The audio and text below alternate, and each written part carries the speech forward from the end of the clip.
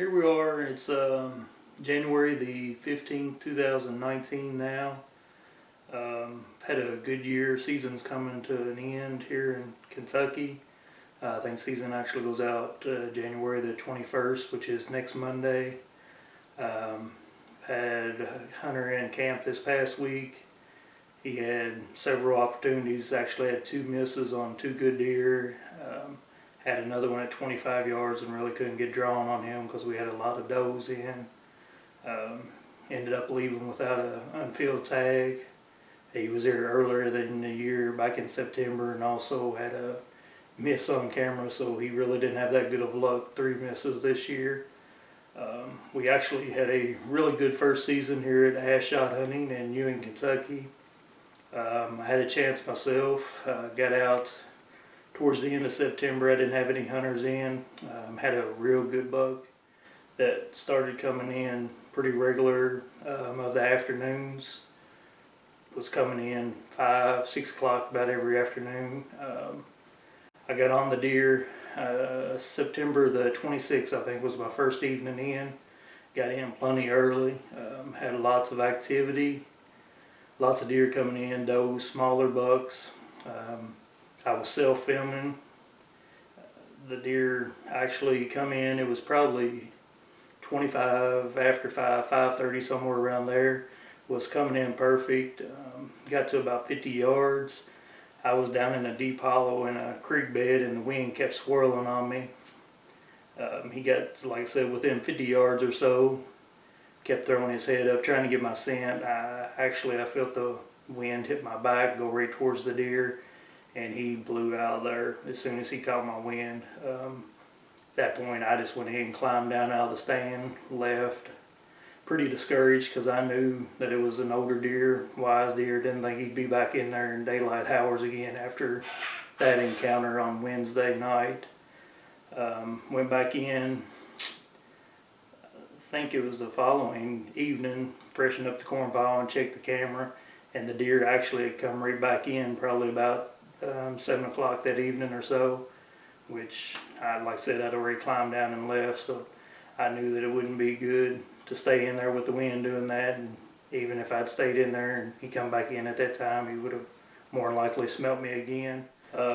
Went back in, had really good evening on the September the 28th, which was a Friday night.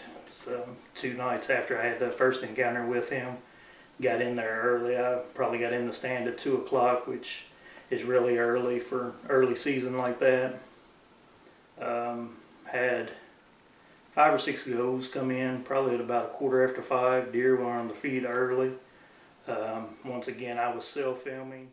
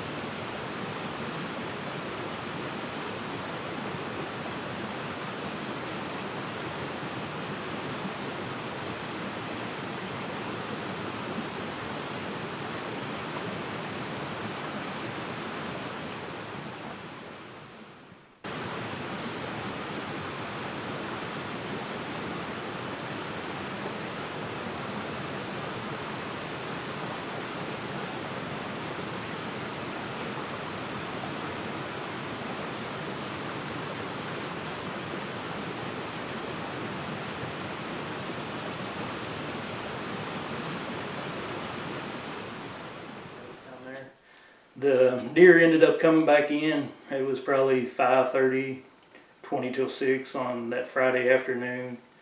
I had 3 or 4 does at the corn eating. The wind was perfect that night. It was kind of a cooler night for September. He come in, jumped the fence where I was at, come into the corn about 35 yards. I really didn't give him much of a time to have an opportunity to smell me or anything again.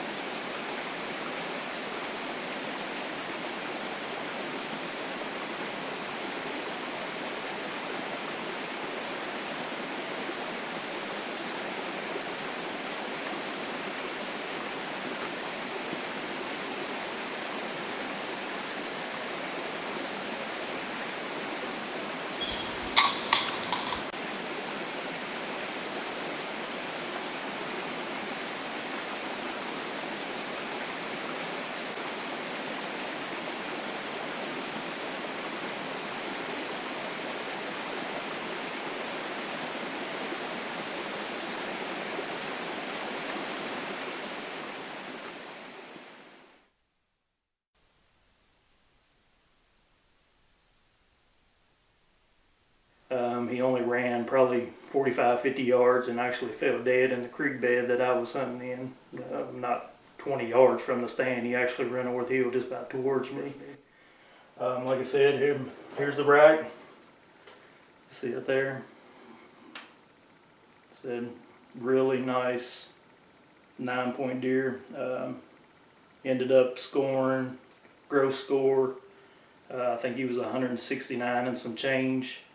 Had almost 13-inch G2s, 12-inch G3s. Brow tines were 6, 7 inches long. Had good mass, as you can see there. It's actually been my best bow kill to date. I've killed a couple 160s, lower 162 or so, but this has actually been my best bow kill today. Like I said, we had a really good season here. Started off the first night, had a 168-inch 10-pointer killed full velvet. The following, I think it was Friday night maybe, had a real good 140-inch 8-point killed. And then just several 140-inch deer, 130-inch deer throughout the season. Rifle season, had one of my big deer, really big deer killed. He was 205 and I think 4 ace gross. I'm actually got that rack back that I'm going to get officially scored for the hunter. He was from Indiana. He was killed during rifle season. So I'm kind of interested to see what his actual, after his deduction things, what he's going to score. I think he'll still be 180s, which is a really good deer for this area. Like I said, just my first year, I think we ended up having 15 deer killed, something like that, 14, 15 deer killed. Had the one hunter had 3 misses, had his opportunities. Had another hunter shot and wound one, which that deer made it through. We started getting more trail cam pictures of it. And then I had another hunter in that he actually had a good opportunity at the deer that he was wanting, come in at 25 yards, but when he stood up to draw his bow, the deer seen him and spooked out. So I think I had only 3 hunters that didn't harvest the deer out of the hunters that I'd booked. Preserve hunts, I've done a few of those. I've got a 100-acre preserve also. I actually run about 3,000 acres of fair chase land. I just picked up another 1,000 acres, so it'd be up to about 4,000, and I'm hoping to pick up another 1,000 or better to maybe right around 5,000 for the fair chase hunts. You can more than welcome to follow us on Facebook at Ash Shot Hunting. Instagram, it's Ash Shot Hunting. It's spelled AZSHOT and then hunting. We've got a web page up now. It's the same thing, www.ashshothunting.com. On there it'll have all my contact information. If something happens, you call and I don't answer, just leave a message. I'll get back in touch with you. Or you can personal message me on Facebook or text me at 606-748-3620. Lots of times that's the easiest way to get a hold of me. I'm actually the sheriff here in Fleming County, Kentucky. So this is just kind of a side job or side hobby that I have that I really love doing. I raise deer of my own, which some of those go into my preserve. Pretty much everything that you see on Facebook or the website, it'll have either fair chase or high fence deer. Good talking to you. I hope to see everybody that wants to come and fulfill a dream or have a great time here. Thank you.